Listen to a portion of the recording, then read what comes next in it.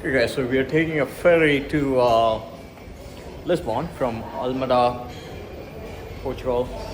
Just crossing the river in a ferry. So cheap, it's only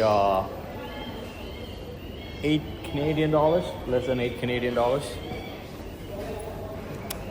We are excited.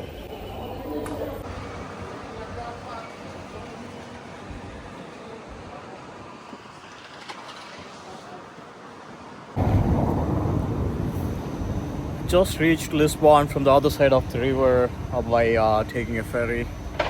Guys, I want to say Portugal is a lot more like India than it is like Canada or any other Western country. There's a lot of similarities I see here that are like India. So, for example,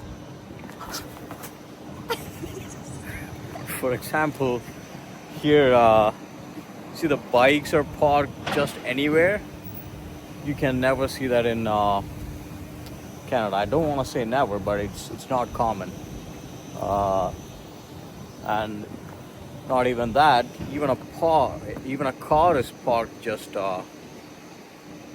below a tree, which is very casual. Which happens a lot in India, but not in Canada.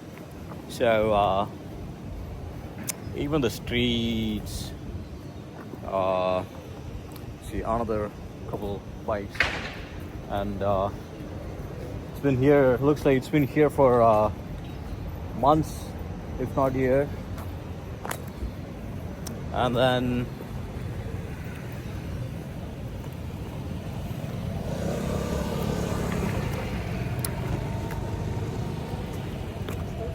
you see even the posters. See the posters on the public places. You cannot see that in Canada anywhere. And again, it's very common in India. So even they have auto rickshaws, guys, just like they have in India. Wow.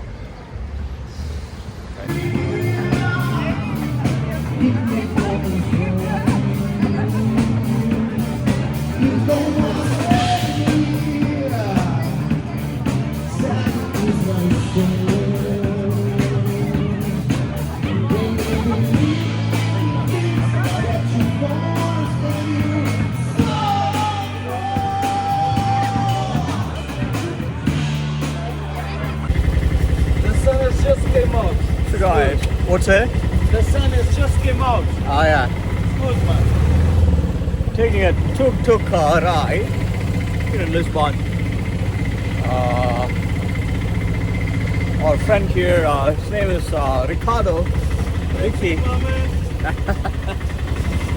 He's taking us on a city tour. It's gonna last 1 hour. And we're gonna see a lot of places today.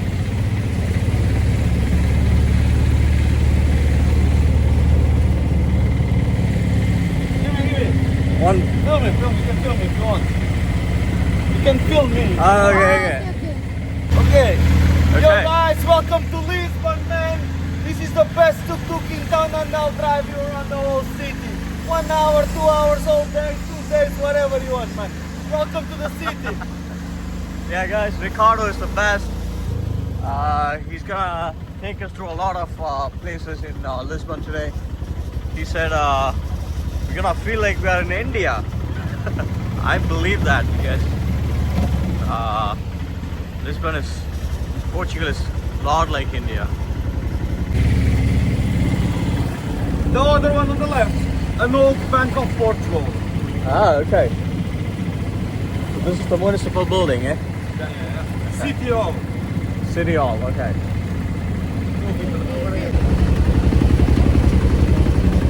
This is where the tram runs, eh? The tram. Yeah. This tram line sits in. There was a crash last month. But not in a tram. It was like, we have like old cable cars, you know, like they're called funiculaires. Okay. And they just like go up and down the hill. Yeah. One of them they got loose, and sad. Some 30 people died. Like 16. 16 people. Yeah. So that cable car runs in only one speed. Okay.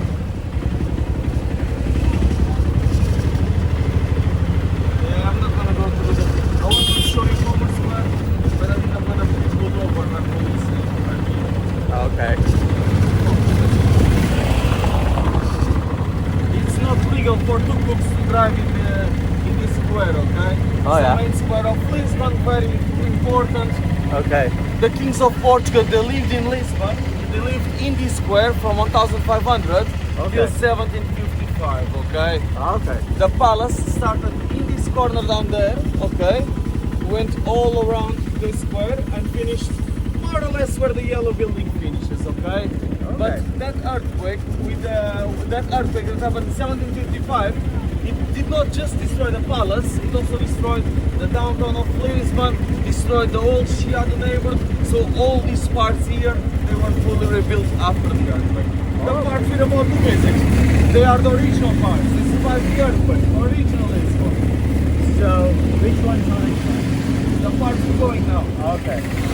All these are new, like Yeah, these are newer parts. We're going to Alfama. That's Okay. the original Lisbon, okay? Got it. When was this earthquake happen? 1755. Okay. 1755. That's still 300 years ago. Exactly. Yeah. Right. Were like fish shops, okay? We'd go there, we get fresh fish, and we get a lot of codfish. The way the codfish was sold was like being hanged outside of the stores, you know, in order to get as dry as possible. They hang it. Like other saints in the whole world, known as Saint Anthony of Padua, Okay. or Padu, but he was actually born in Lisbon, just died in Padua. That's why it's named as Saint Anthony of Padua. But he was born there. It's the local. It's the Cathedral of Lisbon. Okay, we call it Cathedral. Yeah. You can call it Sé. You can call it Church of Santa Maria Maior, but everybody knows it as Cathedral. Okay, it was built in 1147, the year we actually conquered Lisbon. And once we conquered Lisbon, this was the priority. They built a church that could not only work as a church, but would mark the city as a Catholic state, okay? Because actually, when we conquered the city, in the place where we built the Cathedral of Lisbon, there was exactly an Arabic mosque, the main Arabic mosque, okay? That Arabic mosque was destroyed the first time we conquered Lisbon. We tried to conquer Lisbon in 1143, and they didn't actually get the chance to fully rebuild it, but once we conquered the city in 1147, we made sure to destroy every single stone in it. And then we actually used some of the stones from the original Arabic mosque. We used stones from Roman temples that were in the city, and we built this cathedral. The construction was quite fast, and the building would not just work as a church; it would also work as like a little fortress, you know, like a castle for women and children. You know, they could be secure inside if the city was under attack or under siege or something like that. We can check out the interior. Let's go, right? Sure. For example, the altar of the priest, it was done in the neoclassical decoration, and the side chapels, the chapels around the altar of the priest, and these corner chapels, they were not all very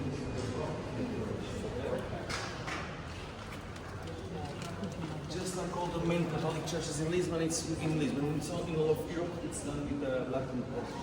Okay. You can see where I'm reading the classical side up there. You can see the Romanic decoration here on the sides. Very narrow windows, very big walls, very thick walls. As soon as you get to the Gothic parts, like the church that you're going to visit, you see that the big walls, they are swapped with big windows, okay, with vitrals, so that the light go inside. This only came in the Gothic period because they developed the knowledge of the arches. The arches that you're going to see inside, they are the ones who support the building. In here, for example, see, not a single arch in the inside, okay? You have this here that was rebuilt using the arch technique, but you don't have a real proper arches. Once you go inside, you're going to see what I mean. Take your pictures, check out the interior. There's a relic of Saint Anthony in here, a little bone from Saint Anthony statue. And I will pick up the tuk-tuk and I will wait for you on the front of the church. Sure. Okay, thank you. Thank you, mate.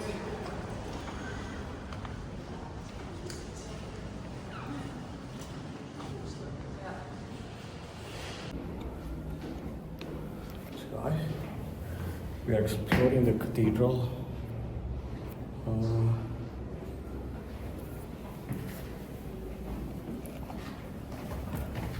We're going up.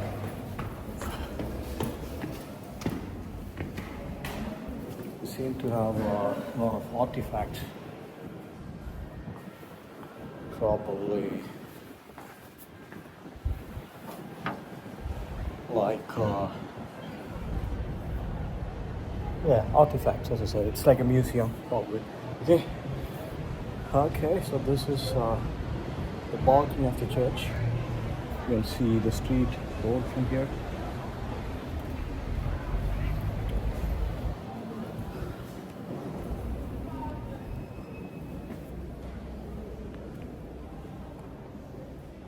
This is the, whatever this is called from inside.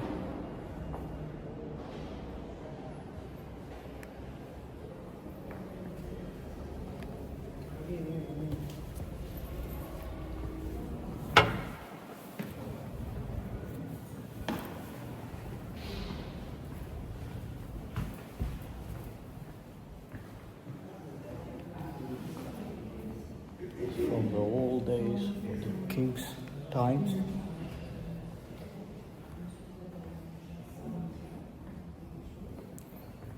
I'm really interested in the history, but we don't have time for it, especially with a recorder waiting for us outside with this tuk-tuk.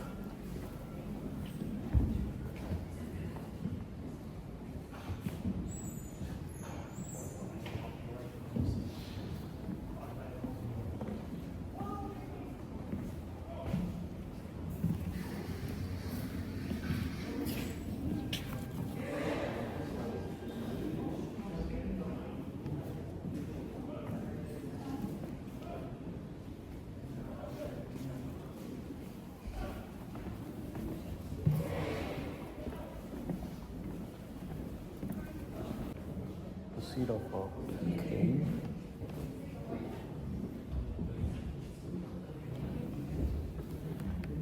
Okay, inside I think the camera is not allowed.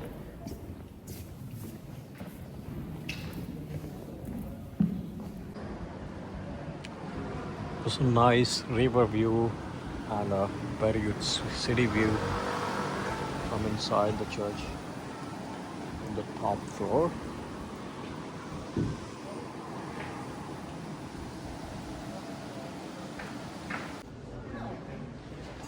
This is the archaeological ruins of the Lisbon Cathedral.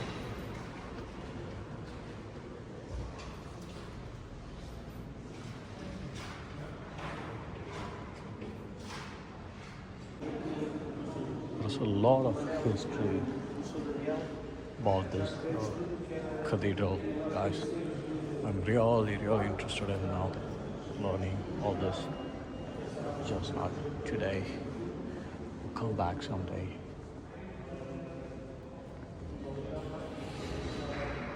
To learn about all this.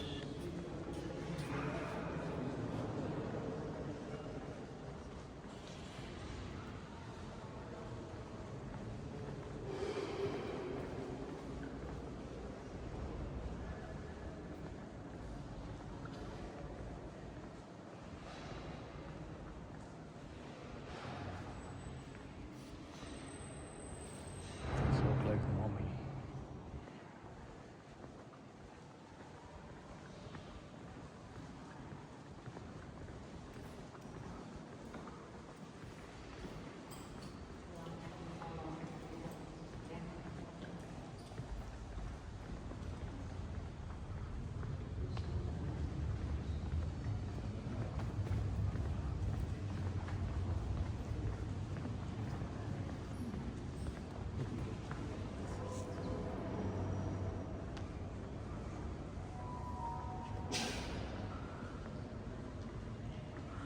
That's the altar of the cathedral.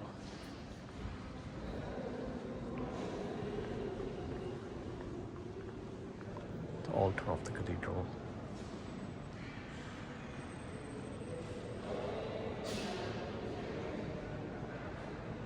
Portugal Portugal was under a dictatorship regime from 1923 till 1974.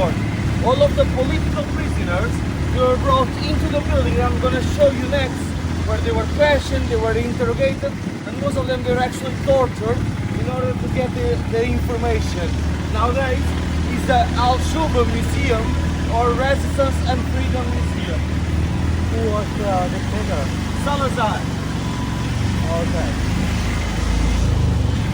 Bella Sombra. In English, it's beautiful shade. Okay. It's from South America. This is the next stop. We're gonna go either on Saddam Sea viewpoint or in the Sungates viewpoint. Okay? I do prefer the view of the Sungates viewpoint because it's a much wider view over the Alfama neighborhood.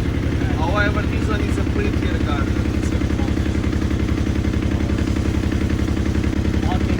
Party in Lisbon.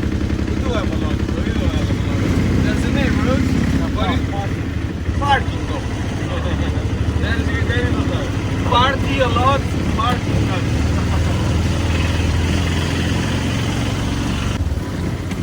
Saint Lucia Garden.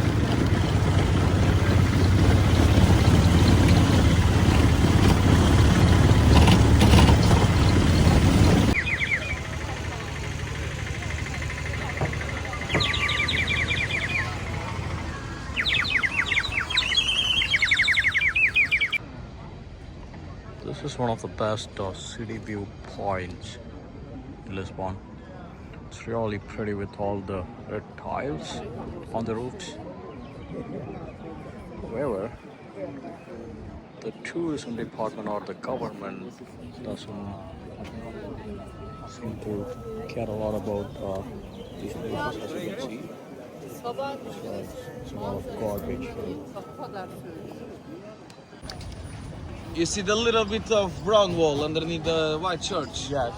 Okay, that's little bit of brown wall. It's the same little bit of brown wall you see here on the facade of this palace from 17th century. Okay. And it's the same bit of wall that you see up there under the White House. You see all the way on the top? Yeah. So this is the last remaining parts of an old Arabic wall, a Moorish wall, a fortress wall that would surround the whole city center, okay? But this wall was first built over 1,000 years ago. Then it was expanded by the King Don Fernando. And these little bits of wall, man, they are so old that most of them 100% gone, okay? So the parts of wall that actually survived the 1,000 years of its existence, they were incorporated by the buildings. That's what you see down there. That's what you see in here. They built the building using the bit of wall. You see that. This wall was part of the fort? It's like a fortress wall, you know. Imagine Fortress, like a medieval wall. Yeah. Medieval city would be all surrounded by a big wall with watchtowers on its sides, and this is the little bits of wall that remained from there. Okay. The viewpoint where we at is the Sun Gates viewpoint, because in this wall there was a gate to go inside of the city center. That gate was built aligned with the sunrise, therefore the Sun Gates viewpoint. All right. Okay. Let's cross the road, guys. Shell of a Porsche. And they make these old Barracan looks on it. Looks good.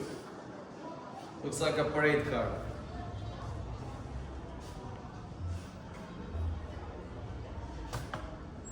I'm pretty sure it's like the bar. I was working there as well. Okay. Look here on the corner of the building. Oh yeah. It's a mural done by the best street artist in Portugal. It's made out of recycled materials. All of his murals are done like this, you know? Yeah. His name is Burdalo II. Very famous guy. Okay. Yeah. It's the face of the woman. What is it? It's the face of the most famous fado singer of all times. Amalia Petri. And the wall, the mural, is done out of the cobblestones.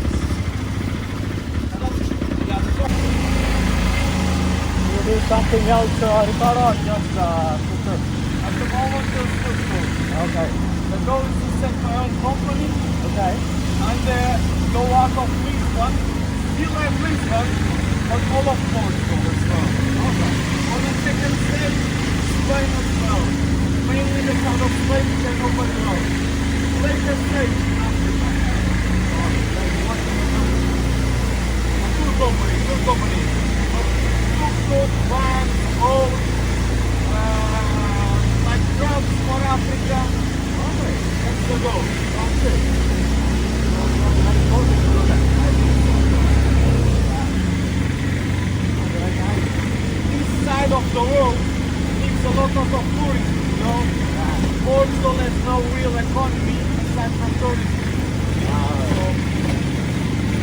So we are no longer in Alfama neighborhood.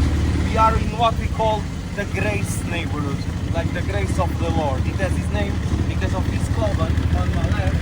It was built on the 16th century, the Grace Coven, but it did not fully survive the earthquake. Okay. It actually lost its original decoration. Yeah. The decoration that you would see in here back then, it's the same decoration you will see once you enter the Jeronim's Monastery, the manual decoration. Then this side here, after the earthquake, which was the habitational side of the coven, it was rebuilt and it became a military headquarters, okay? Nowadays, it's also abandoned, okay? So the building itself has been abandoned 2 times already, okay? The only part still in use is the church side, okay? They do sleeping mass inside this part. Okay. The old neighborhood, the Grace neighborhood, it's like a neighborhood for the middle class, okay? Middle to lower class. It was a neighborhood developed in the 19th century.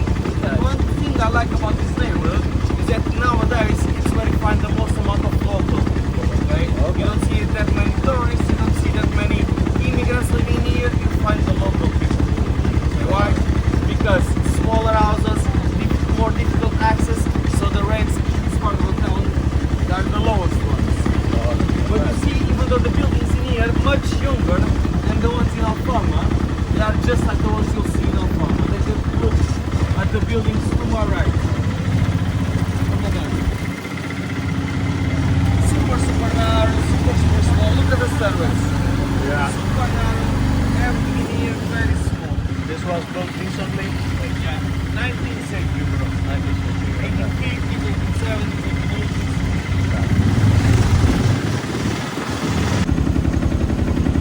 Looks good, huh? Okay. So you see the city castle was actually built by the Moorish people in Portugal. The Moorish people, they are known not just in Portugal but worldwide as the people of North Africa, speaking like Morocco, Mauritania, Algeria. Those were the ones who actually dominated and conquered the whole Iberian Peninsula, speaking like the whole land owned by Portugal now and Spain nowadays, okay? They were the ones who built that city castle, and then they were the ones who built the neighborhoods that we saw in the beginning, the Alfama neighborhood, okay?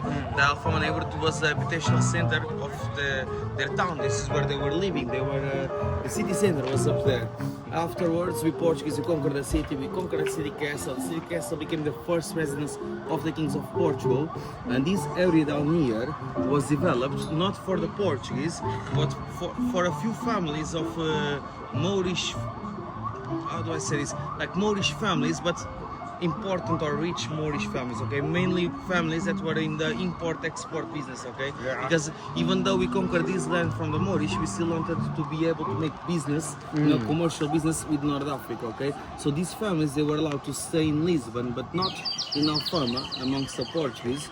They were only able to stay in Lisbon, living on a segregated part of the city.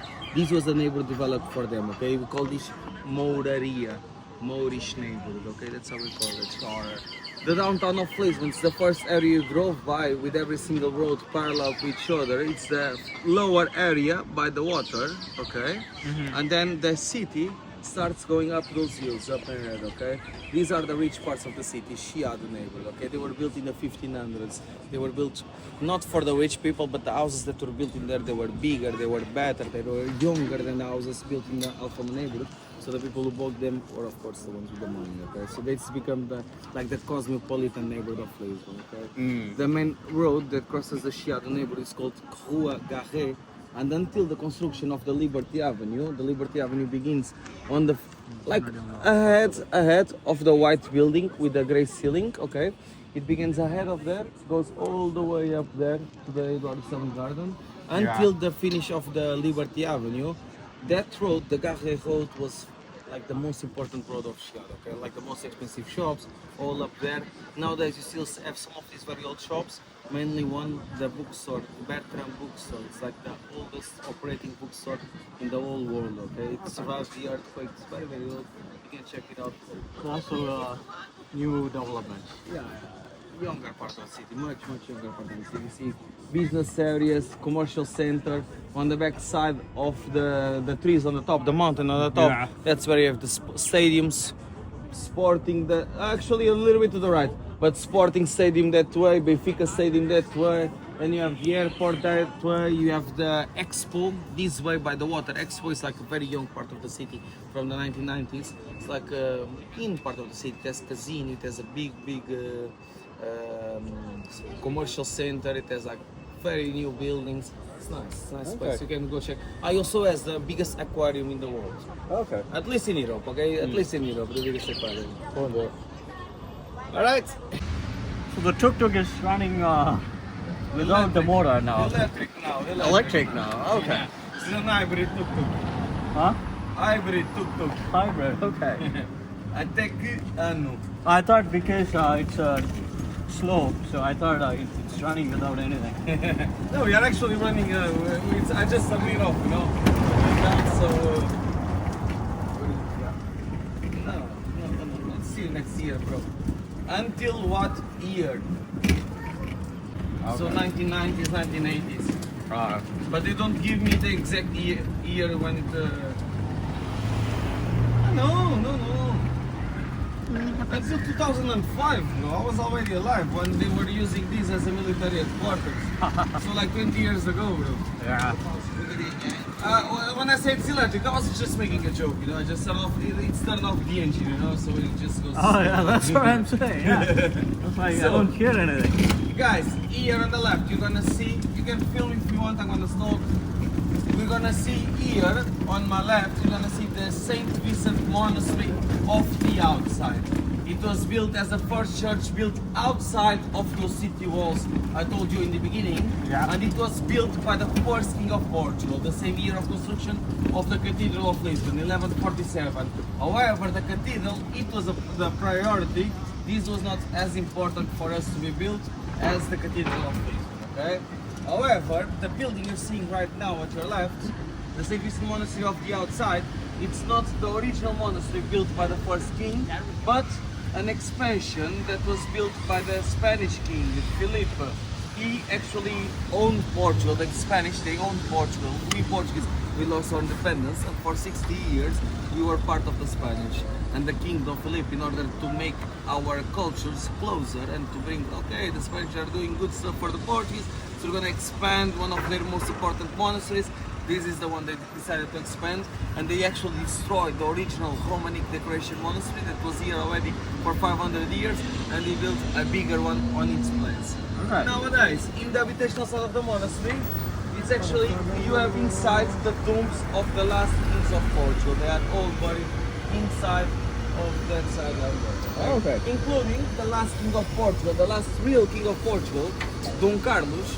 He was actually murdered, assassinated, in the square that we were at, the Commerce Square.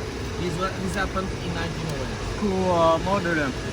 Sorry? Who? The Republicans. They wanted to turn Portugal from a monarchy into a republic. So that's how they did it.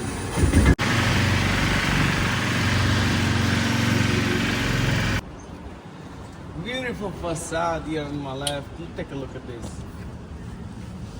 These tiles here on the bottom, you know, we call in Portugal, we call azulejos, okay? And azulejos comes from an Arabic word that they speak on, especially in North Africa. It's called zelij. Zelij means mosaic, okay? Like they did in the Middle East during the Byzantine Empire. Byzantine Empire, they created this piece of mosaic. The Moorish people, they brought that costume into Lisbon to decorate the interior of their big villas, you know, their big houses, big fancy houses. They would decorate like the middle, patios, you know, like an atrium, you know, with a little fountain in the middle, all surrounded with these little pieces of zelij. And then we Portuguese, we picked up on their tradition and we create what we call azul zelij. Azul means, in Portuguese, means blue. So azul zelij creates azulejos, the tiles, okay? And why azul? Because the first tiles we ever produced were always blue and white. The other colors did not just like stick to them, you know, they would just fade away. On my left we have the National Pantheon. Wow. Quite nice. That actually took us 285 years to finish building this church. Okay. So we began in 1680 and we only finished in 1965. By the 20th century,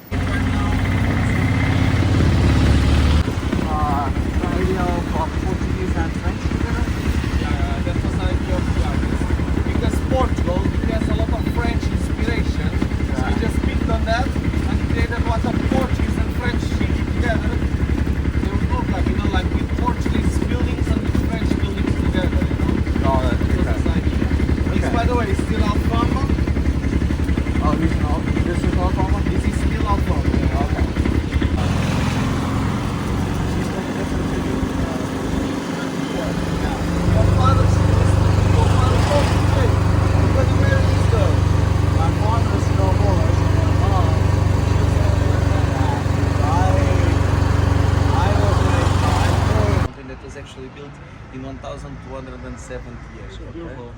It's paper- that thing you're looking at. It was built much younger than that. It was actually meant to be teared down by the city. All wanted to tear down this building because a rich family, like a law war, okay, and they end up winning. The family won, and they kept their palace. Okay, so nowadays this palace is no longer a palace.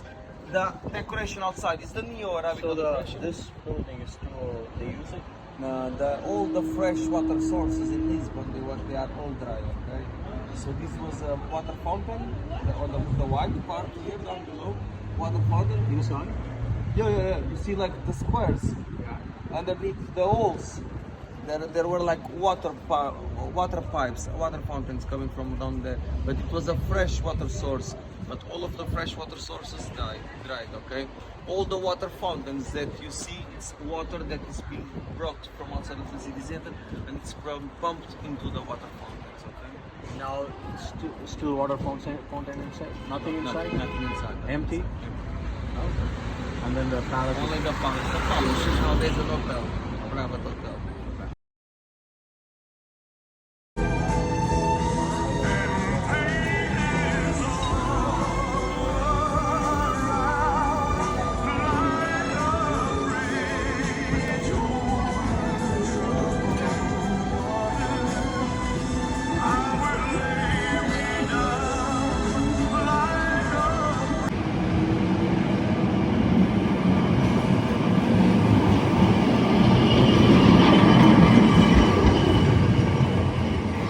I believe this is the kind of cars that met with an accident last month. Taking a bus ride to go back to our room, guys. Very tired. After a long day, seeing many beautiful city viewpoints and also historic sites in Lisbon, we are heading home. We are heading to our Airbnb, guys. The central part of the city doesn't feel like India, but the rural places, the suburban, definitely feels like India. The houses have compound walls. It's built of what do you call it? It's built of bricks and concrete. It's very similar to India. The lifestyle is more casual than organized. Okay, so end of day 5. Very tired. Tomorrow we're planning to spend some time in Lisbon and go to Algarve, which is in the south of Portugal. That's everything. Peace.